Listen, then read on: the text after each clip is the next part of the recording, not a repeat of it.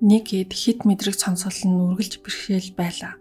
Харин нэг сейф онгойлгосноор тэр сул тал нь үнэтэй авьяас болж эцэстээ түүнийг 18 сая долларын гэмт хэрэгт татан оруулна. Энэ дугаараар 2025 онд нээлттэй хийсэн Tuner киноны талаар ярьж өгье. Ники Хари хоёр хотын баян айлуудаар явж төгөлдөр хуурах хөглөдөг. Хари энэ жижиг бизнесийг үүсгэн байгуулсан бол ихэнх ажлыг одоо Ники хийдэг. Ники бол жирийн нэг төгөлдөр хуурах хөглөгч биш. Тэр дуу авиаг маш нарийн ялгаж сонсох чадвартай. Бас харсан сонсноо бараг мартдаггүй. Гэхдээ энэ авиас нь бас түүний хамгийн том зовлон. Орчны энгийн чимээ хүртэл түүнд тэсгийн аргагүй чанга сонсогддог учраас байнгын чихний бөглөө заримдаа бүр давхарж хөвж зүүсэн явж байгаа харагддаг. Харин Хари бол хөвчрөө сонсгол нь муудаж байгаа. Нэг нь хитрхээ сайн сонсон, нөгөө нь бараг сонсгоо болж байгаа. Гэхдээ энэ хоёр нэг нэгнээ нөхөж сайн ажилладаг. Нэг өрөө Хари сейфэндээ хийсэн сонсголын аппаратаа гаргаж чадахгүй босноор бүх зүйл эхэлнэ.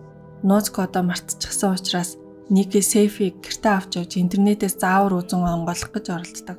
Сейф онгойлгоход цоошны доторх хүчүүхэн чимээг ялгаж сонсох хэрэгтэй байдаг бөгөөд энд Никигийн зовлон давуу тал болж хуурна. Тэр сейфийг онгойлгож чаднаа. Маргааш Ники нэгэн их сургууль дээр төгөлдөр хуурах хөглөхөөр очихдоо Рутитэй танилцсан. Рути түүнийг шалгах гад хит хитэн төвхтэй ноот тоглож өгдөг. Харин Ники бүр нүдэн айнаад ноот бүрийг хэлж өгч чаддаг. Эндээс бид Ники өмнө нь төгөлдөр хуур тоглодог байсан ч хит мэдрэг сонсголоосоо болоод тоглож чадгаа байсныг мэддэг. Тэр оройно өөр нэг айлд ганцаараа ажиллаж байхдаа хідэн залуу айлын сейфийг өрөмдөж байхдаа таарна. Өрмийн аимшигтай чимээг твтэж чадахгүй Ники шинээр сурсан чадвараа ашиглан сейфийг нь хитгэн ормын дотор онгойлгож өгнө. Харваас гулгай хийж байгаа нь илт. Тэдний босс Юри явхдаа мөнгө үлдээгээд жинхэнэ мөнгө олмоор байл надтай холбогдорой гэж хэлдэг. Ингээд удалгүй Харигийн бие муудаж чимлэгт хүрэгдэнэ. Тэгэхэд Ники Хари Марла хоёрын эрүүл мэндийн төлбөр хуримтлагцаар байгаад 36,000 гаруй долларын өвөртөө болсныг олж мэддэг. Өөрөө зээл аваад туслах гэсэн ч санхүүгийн хувьд муу үнэлгээтэй учраас зээл авах ямар ч боломжгүй байдаг. Сонголтгүй болсон Ники эндээс аюултай зам руу орж эхэлнэ.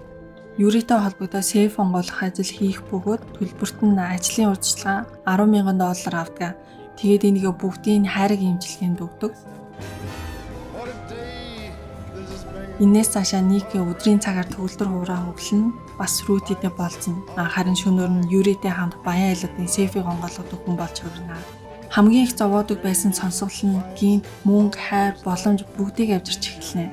Амьдрал нь анх удаа сайхан болж байгаа мэт санагдана. Гэхдээ энэ аз удаан үргэлжлэхгүй.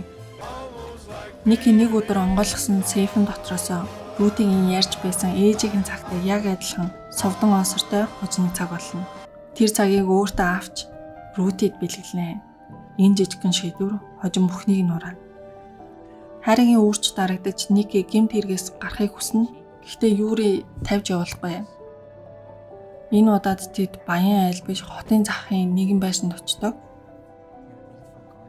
Тэнд хар тамхи буу бэлэн мөнгө байдаг бөгөөд сейфийг онгойлгоход дотор нь ердөө хүүхдийн дэвтэр байдаг. Ажлаа дуусгаад Ники тэндээс явах гэтэл буудаа ирээ орж ирээд бүгдийг нь барьцаална.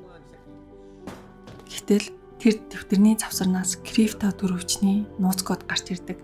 Никийг сүрдүүлэн код бичсэн цаасыг зайлгуулна. Будалцаан болж бууны чанга дуунаас Ники шоконд орж арай гэж тэндээс цогтдгаа. Гэхдээ тэр кодыг аль хэдийн харчихсан. Харин Ники нэг харсан зүйлээ хийзэж мартдаггүй. Гэртээ хараад тэр крипто төрөвчийг шалгахад дотор нь 18 сая гаруй доллар байдаг. Гэвч маргааш өглөө нь Харийн нас барна. Ники энэ бүхнээс гарахаар шийдсэн ч аль хэдийн оройтсон байдаг. Юри дахин нэг сейф онгойлгохын тулд түүнийг барьцаална. Түүний хамгийн энзэг газрыг ашиглаж чихрүүн бүрээгээр хүлээж тамлана. Тэр өдөр Рути өөрийн зохиосон хөгжмөө анх удаа тоглож байдаг. Ники тэнд байх ёстой байсан ч Юригийн сейфийг онгойлгохоос өөр аргагүй байдалд орсон байдаг. Сейф онгооход кодыг авч төрөвчний үлдэгдлийг шалгахад $17 сая гэж дэлгэсэн харагдана. Ники аль хэдийн $1 сая нь авсан байдаг. Сейфа онгойлгож дуусаад Рути руу хамаг чалаараа гүйсэн ч тоглолтыг нь сонсч амждаггүй. Гэхдээ ингээд асуудал дуусахгүй. Рутигийн зүүсэн цагийг майстро хараад шууд таньдаг. Нацистуудад баригдахаас өмнө түүний гэр бүлийн үлдээсэн 2хан цагны нэг нь байж идэг. Харин хэдхэн 7 хоногийн өмнө гэрт нь хулгай орсон байдаг. Ингээд хүндэлж явдаг хүнийх нь хулгайлагдсан эд зүйл өөрийнх нь бугуунд байсныг мэдсэн Рути үнэхээр их цочирдноо. Тэр тусмаа энэ хэрэг нь түүний мөрөөдлийн ажилд хүртэл саадуулж эхэлнэ. Рути цагийг найз олонд бэлгэлсэн гэж хэлснээр Никигийн нууц ил болдог. За ингээд карьерийг нь аврахын тулд Ники алдагдсан нөгөө цагийг нь олж өгье гэж хэлдэг.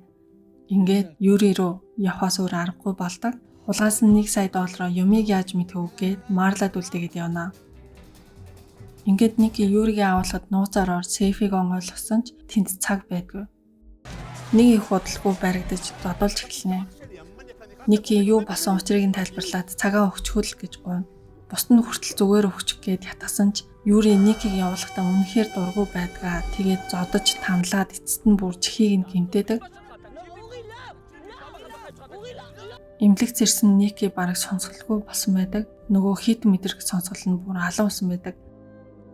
Тэгээд имлэгээс гарахдаа эд зүйлс дундаасаа Юригийн нөгөө зүүжсэн бугын цагийг олдог. Эцэст нь Ники цагийг майстрод буцааж өгнө. Майстро түүний царайг хараад энэ цагийг авахын тулд ямар их зүйл туусныг нь ойлгоно. Хариуд нэг боломж олгож төгөлдөр хууруу хөдлөх ажил өгнө. Рути ч гэсэн тэнд ажилд орсон байдаг. Киноны төгсөлд Ники олон жил цогтааж явсан төгөлдөр хуурийнхаа өмнө дахин сон. Энэ удаа хөглөх гэж биш, харин тоглох гэж. Рилфестэй хамт байсан баярлалаа. Дараагийн дугаараар удахгүй уулзцгаая.